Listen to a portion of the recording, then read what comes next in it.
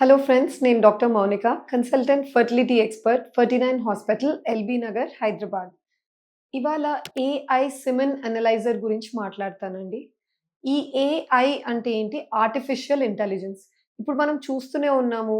వేరే వేరే ప్రొఫెషన్స్‌లో అంతా చోట గూడా ఈ ఆర్టిఫిషియల్ ఇంటెలిజెన్స్ చాలా ఎక్కువగా మనం చూస్తున్నాం. మీరు వాడే చాట్ జీపీటీ గావచ్చు. So, all this is artificial intelligence. ఇది మనకు ఇన్‌ఫర్టిలిటీ అంటే సంతానలేమి సమస్యతో బాధపడే వాళ్ళకు ఎలా ఉపయోగపడుతుంది? ఫస్ట్ అండ్ ఫార్‌మోస్ట్ మగవాళ్ళందరికీ వచ్చిన వెంటనే మనం చేసే టెస్ట్ వీర్య కణాల పరీక్ష అండి. సో, ఈ వీర్య కణాల పరీక్ష మీరు నోటీస్ చేస్తే ఒక్కొక్క సెంటర్‌లో ఒక్కొక్కలాగా రిపోర్ట్ వస్తది. అంటే సేమ్ వ్యక్తి ఎక్కడో వేరే ఊర్లో చేసుకుంటే ఒక రిపోర్ట్, హైదరాబాద్‌లో చేసుకుంటే ఒక రిపోర్ట్, హైదరాబాద్‌లోనే వేరే వేరే డయాగ్నోస్టిక్ సెంటర్స్‌లో వేరే వేరే రిపోర్ట్స్. ఇలా వస్తున్న సందర్భంలో ఎవరిని నమ్మాలి? అంటే నంబర్ బావుంది అని ఇచ్చిన రిపోర్ట్‌ని నమ్మాలా? లేదా కణాలు తక్కువున్నాయి, ప్రాబ్లమ్ ఉంది అని చెప్పిన రిపోర్ట్‌ని నమ్మాలా? సో, ఇవన్నీ మనకి ప్రాబ్లమ్స్ ఉండగూడదు అంటే ఒక యాక్యురేట్ ఉన్న మెథడ్ మనం ఎంచుకోవాలి. సో, ఈ యాక్యురేట్‌గా మనకు మన కణాల పరీక్ష రిపోర్ట్ దొరకాలి అంటే దానికి మనం టెక్నాలజీని ఇన్వాల్వ్ చేయాల్సొస్తది. సో, ఈ ఏఐ సీమెన్ అనలైజర్ ఏం చేస్తుందంటే ఆర్టిఫిషియల్ ఇంటెలిజెన్స్‌ని, కంప్యూటర్ విజన్‌ని రెండిటిని కంబైన్ చేసుకొని మీరిచ్చిన సిమెన్ శాంపిల్‌లో ఎన్నో కణాలని ఆల్మోస్ట్ 3000 కణాలు ఈచ్ సెకండ్‌లో అది మెజర్ చేస్తది. అంటే ఎన్ని ఉన్నాయి? కణాల కాన్సంట్రేషన్ ఏంటి? వాటి కదలిక ఎంత పర్సెంటేజ్ ఉంది? ఎన్ని కణాల షేప్ కరెక్ట్‌గా ఉంది? సో, అదే మీరు ఒక నార్మల్ వ్యక్తిని తీసుకున్నారంటే అంత తక్కువ సమయంలో అన్ని కణాల గురించి ఇంత ఇన్ఫర్మేషన్ గ్యాదర్ చేయడం నాట్ పాసిబుల్. సో, ఆ స్టెప్ మనకు కావాలి అంటే మనం ఇది తీసుకోవాలి.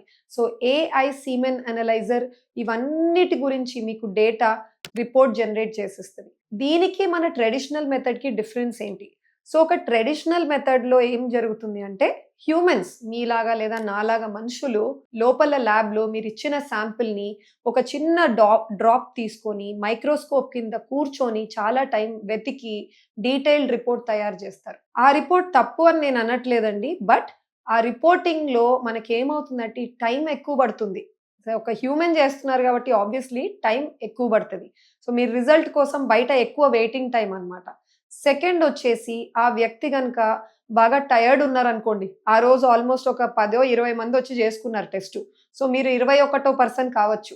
సో, అదే యాక్యురసీతో ఆ వ్యక్తి మీ శాంపుల్ గూడా చూస్తే very good. But sometimes human error ఉంటది. అంటే ఎక్కడో మనం చాలా టైర్డ్ ఉన్నాము. ఇంకేదైనా రీజన్ అయ్యుండొచ్చు. సో, తొందరబడి మనం ఏమన్నా రిపోర్ట్ స్లైట్‌లీ ఫాల్స్ ఇచ్చే అవకాశాలుంటాయి. సో, అది మనకి ఏఐ సీమెన్ అనలైజర్‌లో ఉండదు. So, speed, second accuracy. Third వచ్చేసి కన్సిస్టెన్సీ. నేను చెప్పాను. ఇప్పుడు మీరు ఇక్కడ చేస్తే ఒక రిపోర్ట్ వచ్చింది. వేరే మీ ఊర్లో చేసుకుంటే ఒక రిపోర్ట్ వచ్చింది.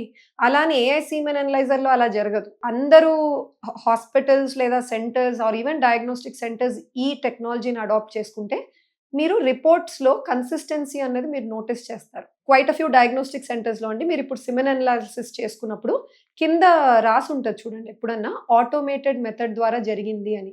ఆటోమేటెడ్ మెథడ్ ద్వారా అంటే వాళ్ళు ఒక మెషిన్ యూజ్ చేశారు మీ రిపోర్ట్ జనరేట్ చేయడానికి అని.